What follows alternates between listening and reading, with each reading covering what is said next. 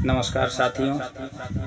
आज रक्षाबंधन का पावन पर्व है और इस अवसर पर सभी भाइयों एवं बहनों को हार्दिक शुभकामना। मौसम भी बड़ा सुहावना हुआ है, पछुआ हवा चल रही है और बहुत अच्छा लग रहा है, क्योंकि अभी थोड़ी देर पहले धूप था और गर्मी हो रही थी। आज मैं अपने बगीचे में हूँ। यहाँ पर कुछ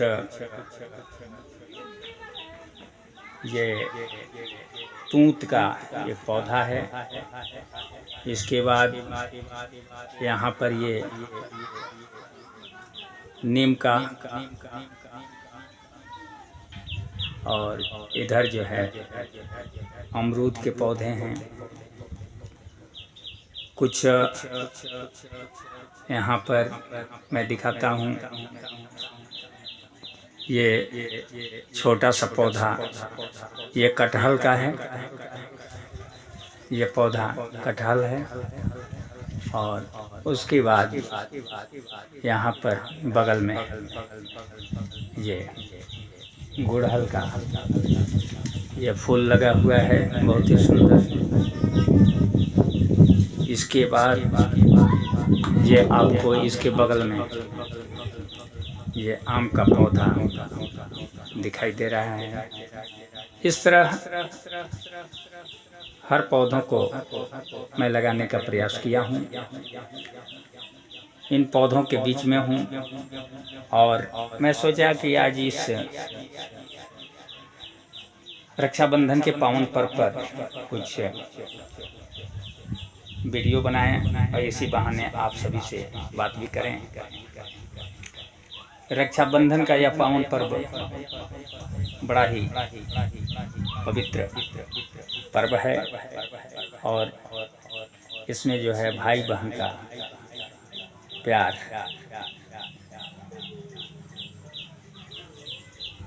भाई बहन का दिल से दिल का लगाव, ये जो है देखने को मिलता है। क्योंकि बहन अपने घर रहती है, भाई अपने घर रहते हैं, लेकिन यह जब सावन के पावन महीने में अंतिम दिन यह पर्व जब आता है तो एक महीना पहले से ही बहन अपनी तैयारी करती है कि मुझे रक्षाबंधन के दिन अपने भाई के कलाई में राखी बांधने के लिए जाना है। वह अपने हस्बैंड से, अपने पति देव से रिक्वेस्ट करती है, जाने के लिए कहती है। भाई भी अपने घर रक्षाबंधन के दिन सोचते हैं कि भाई मेरी बहन आएगी, मेरे कलाई में राखी बांधेगी और मुझे उसको कुछ उपहार देना चाहिए। तो भाई भी एक महीना पहले से ही वो अपनी तैयारी करते हैं कि मुझे अपने बहन के लिए क्या गिफ्ट देना है, कौन सा उपहार देना है। ये तो हो गई प्रत्यक्ष रूप से, लेकिन परोक्ष रूप से अगर देखा जाए तो यह भाई बहन का जो राखी का पर्व है, ये भाई बहन के दिल से दिल का मिलन है। क्योंकि इस दिन जो है बहन भैया के घर आती है, अर्थात अपने मायके आती है, और भाई भी कभी कभी बहन अगर अपने घर से भाई के घर नहीं आ पाती हैं तो भाई भी बहन के घर पहुंचते हैं और वहां जाकर के अपने कलाई में राखी बंधवाते हैं, उपहार देते हैं। बहन राखी बांधती है, मिष्ठान खिलाती है और इस तरह यह पर्व जो है मनाया जाता है। एक पौराणिक कथा भी है इसके विषय में। एक बार श्री कृष्ण भगवान की उंगली कट गई तो द्रौपदी जी अपने साड़ी के आंचल को फाड़ करके और उनके कटे हुए उंगली पर बांध दी, जिससे उंगली का खून बहना बंद हो गया। और इसी का बदला जो है महाभारत की लड़ाई में भगवान श्री कृष्ण द्रौपदी के साथ निभाए हैं। जब महाभारत में लड़ाई शुरू होने से पहले दुशासन के द्वारा चीर हरण होने लगा तो वह दुशासन जो है द्रौपदी का साड़ी का एक सिरा पकड़ करके और खींचना शुरू किया। द्रौपदी द्वारिकाधीश को पुकारी, अर्थात अपने भैया श्री कृष्ण को पुकारी। भाई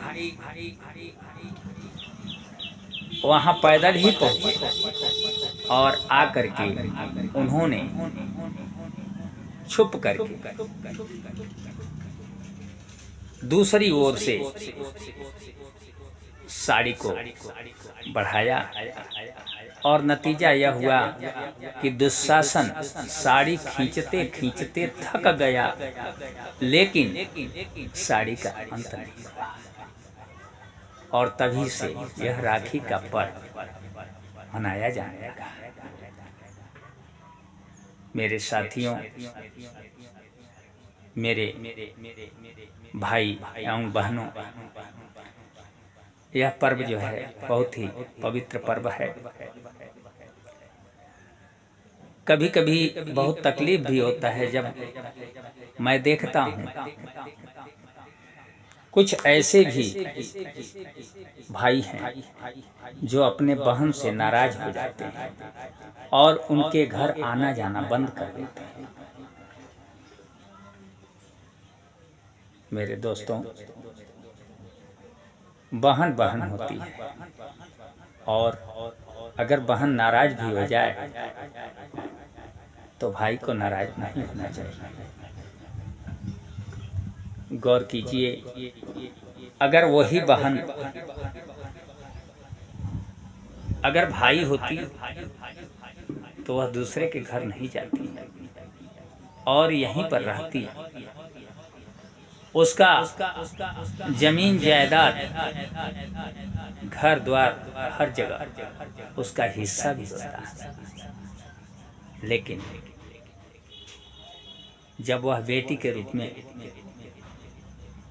पैदा हुई, उसका शादी हुआ, अपने घर चली गई, तो उस बहन के लिए भी भाई का फर्ज बनता है कि उसका हम दिल से ख्याल करें। उस बहन को किसी भी प्रकार से कोई कष्ट ना हो, किसी प्रकार से कोई तकलीफ ना हो, किसी चीज की कमी ना हो। भाई की जो क्षमता है उसके अनुसार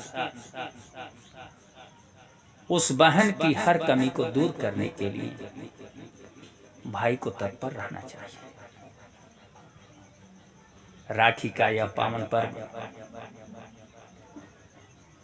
यही सिखाता है। इसलिए अगर कोई भी भाई अपने बहन से नाराज हो तो कृपया आप मेरी बातों को ध्यान से सुनें उस पर गौर करें और उस बहन के घर जरूर जाएं, उससे राखी बंधवाएं और अपने गलतियों का एहसास करें। हमेशा खुश रहें, प्रसन्न रहें। मेरी यही शुभकामना है। बहुत बहुत धन्यवाद।